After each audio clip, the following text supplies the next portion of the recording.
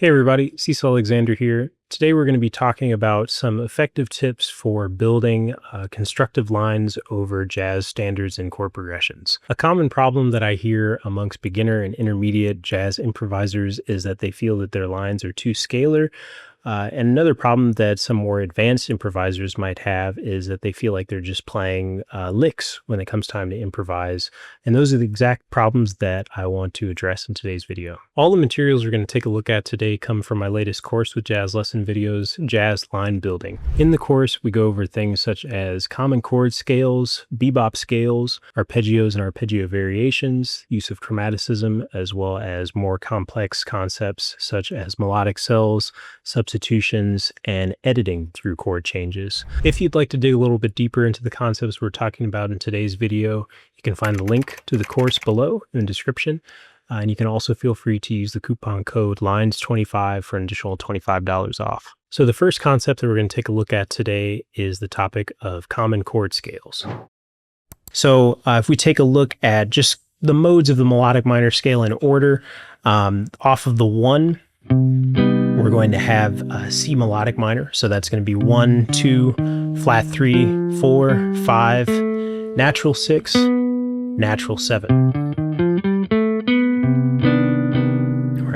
So that's going to be a darker minor sound, mostly because of the natural 7th that you have in there, but it's kind of also got a little happy quality to it with that natural 6. This is a scale I like to use a lot just over regular minor 7 chords because that natural 7 is going to have kind of an interesting tension, and it's also going to sort of imply the 5-7, which we're going to get into a little bit later, like stacking dominant chords on top of static harmonies. But this one, really great sound over a minor 7 chord. If I just kind of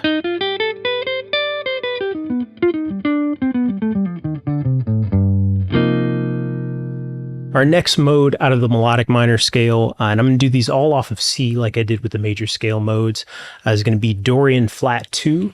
So this one is going to be 1, flat 2, flat 3, 4, 5, natural 6, flat 7. Right, so this is going to work over a minor 7 chord, but typically, if you look through recorded examples, this scale is not usually used over a minor 7 chord.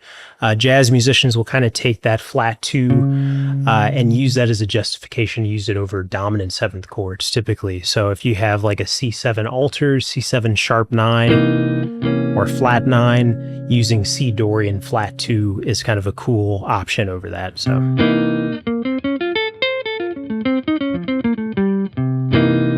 And this kind of brings us to another point with melodic minor scales. For most of the melodic minor modes, there are no avoid notes. Really, there's only one mode that has an avoid note, and that's going to be Mixolydian flat 6, which we'll get to in a second. But this allows you to basically create language off of the parent mode. So in this case, if we're doing C, and that C altered again, you'll notice that that line is really strongly coming out of this B-flat melodic minor tonality. So if you have language that works off of the parent scale, you can kind of just think of shifting it around to get different modal sounds out of the melodic minor scale. So if I take that same phrase, right, and move that up a whole step, now it's a C melodic minor phrase. The next topic that we're going to take a look at is the use of arpeggios. So for our next section, we're going to cover the use of arpeggios and arpeggio variations. So you can use arpeggios that correspond to, the chord type that you're on. So for example, if I have a major 7 chord, I can play a C major 7 arpeggio over that. So that's just 1, 3, and 5, and 7 over the chord, all the chord tones of that. But I can also think of playing arpeggios off of different scale degrees or chord tones in order to give myself more tension over the chord. So typically the first place that I want to look for the superimposed arpeggio sounds is going to be off of the chord tones. So if I take a look at the chord tones of C major 7, I have C, E, G, and B, and I want to see if I can get arpeggio sounds off of all of those. So if I look at E and the arpeggio that's built off of that, I'm going to get E minor 7.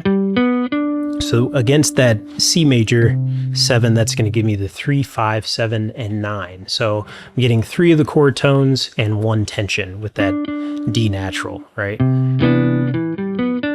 So a C major 9 sound, which can be kind of cool for, you know, constructing lines. Another thing that I can do with arpeggios, and we'll take a look at doing this with the other chord types as well, but just starting with major 7, is I can invert these arpeggios to create what's called a pivot arpeggio, which is really common in bebop. So if I take C major 7, I'm just going to put that up the octave just for the sake of range. C, E, G, and B.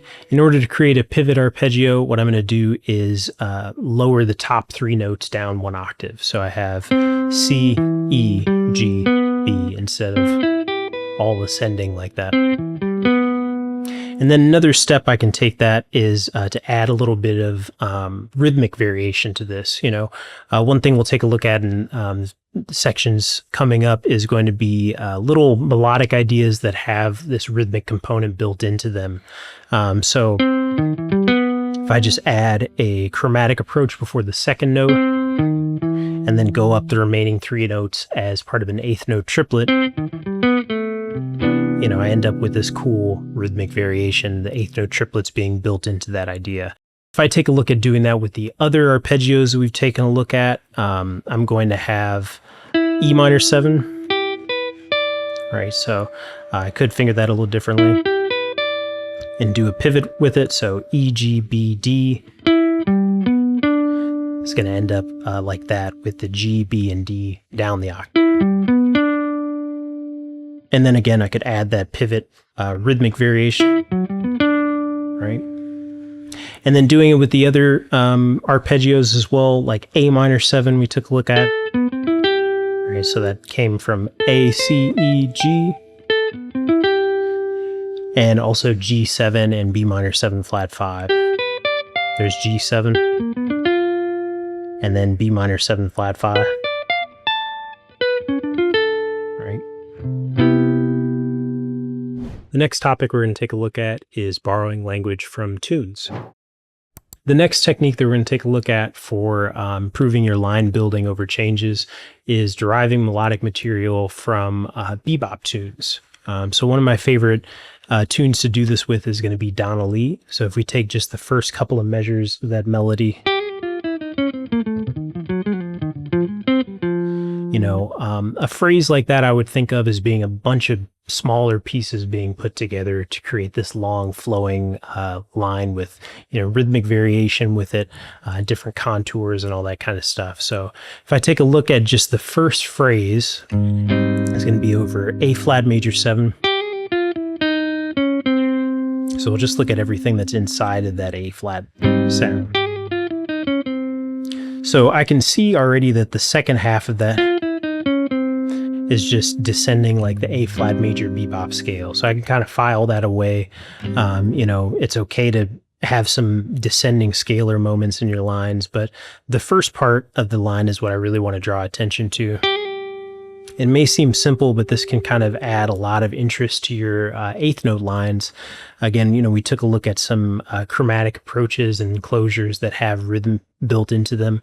This is kind of the same sort of thing. So this idea, I'm starting on the 7th, which is a non-chord tone, up to the root, back down to the 7th, and then landing on the target of the 6th.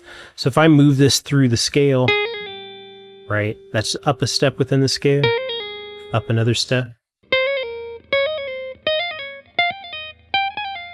right?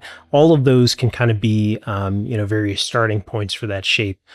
So if I were to practice, you know, creating a line of the same contour, but starting on the root with that approach. So that's starting on the root. There's my little shape. I land on the 7th, resolve it to the 6th, continue down the scale from there using that bebop scale passing tone. Maybe even starting from the 2nd degree.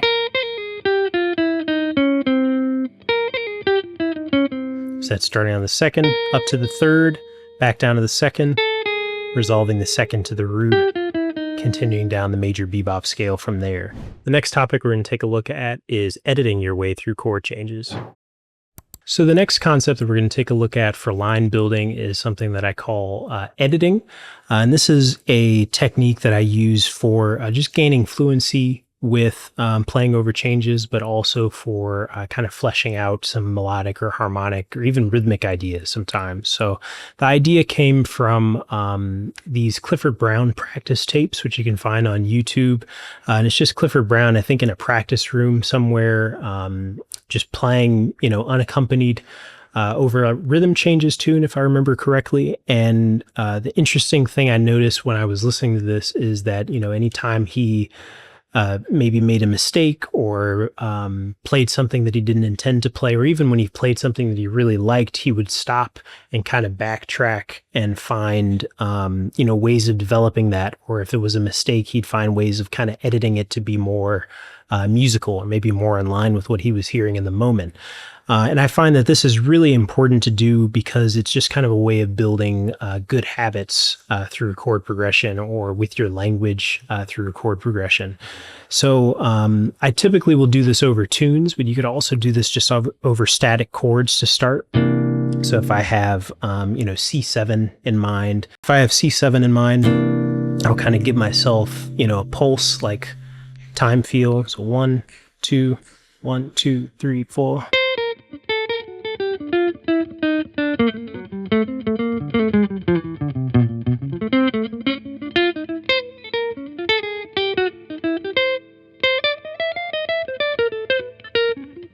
Okay, so there I made a mistake. I meant to grab that flat 6 and maybe go somewhere from there, so I kind of backtrack in the line and keep going from there. And you can also do this with tunes. So if I do the same thing with the C blues, for example, I'm sure those mistakes will come out a little quicker. So 1, 2, 1, 2, 3.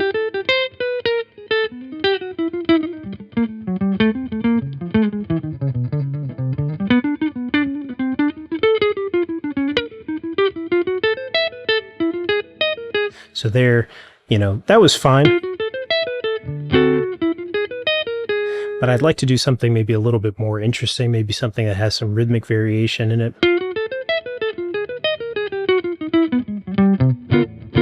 I like that.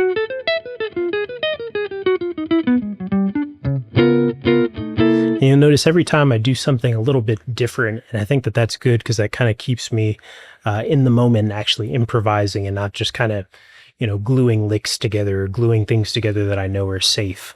So again, it's just a really great way of building habits and making sure that what you play on your instrument is really in line with what you're hearing in your head, and you're not just kind of like, letting your fingers go through the motions. So the final topic we'll take a look at is going to be me improvising through a set of chord changes, kind of giving a play-by-play analysis. So with all the things that we've talked about so far, another thing we have to think about is application of these ideas, because it's one thing to understand it, but it's another thing to put it to practice over a tune.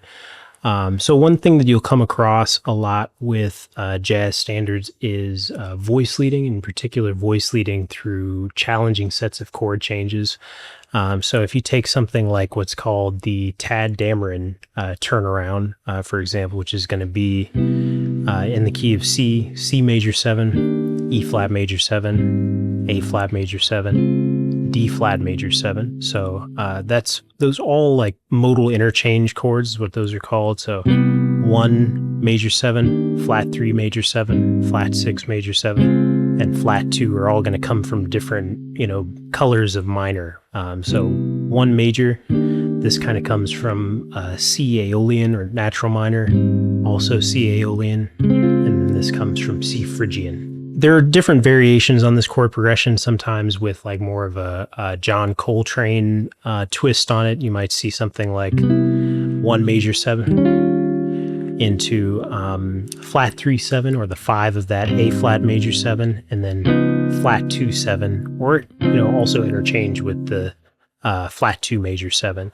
But thinking of voice leading through a progression like this, I like to practice, really scalar voice leading lines. So I'll just pick kind of a random note to start on and kind of go in a specific direction. So if I start on the root of C major 7, and I'll kind of keep in mind that editing practice that we talked about before. Like if you make a mistake while you're doing this, try to kind of iron it out, So starting on the root of C major.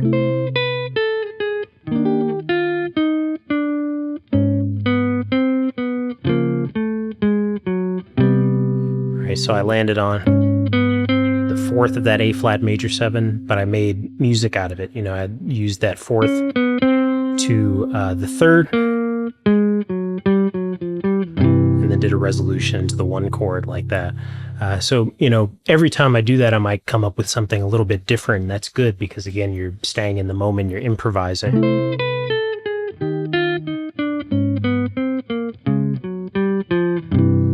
So they're on D flat major 7. I highlighted that sharp 4 there. And I'm just thinking like major on all of these, but there I kind of highlighted more of like a Lydian sound, right? If I pick a different starting pitch, say the 9th of C major 7.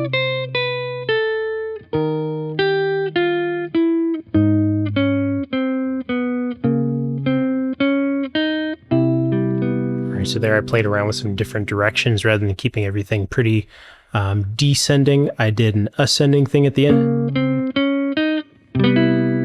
From D flat major 7 into C major 7 using the 6th of D flat up to the root and then up to the 3rd of C major 7. And then again, if I'm making any mistakes there, if I'm playing something I'm not really quite happy with the sound of as I'm going along, I kind of backtrack and think of what I did leading into that. And if that's difficult at first, I'd recommend trying to record yourself and then, physically rewinding a little bit and listening back to what you did and starting from those points where you made those mistakes or you did those things that you weren't quite happy with. All right, everybody. So that concludes today's video. I hope you got something out of it. Again, if you feel like digging a little bit deeper into any of these concepts, you can feel free to check the link in the description below to the course. You can also feel free to use the coupon code LINES25 for an additional $25 off. Thank you again. I'll see you next time.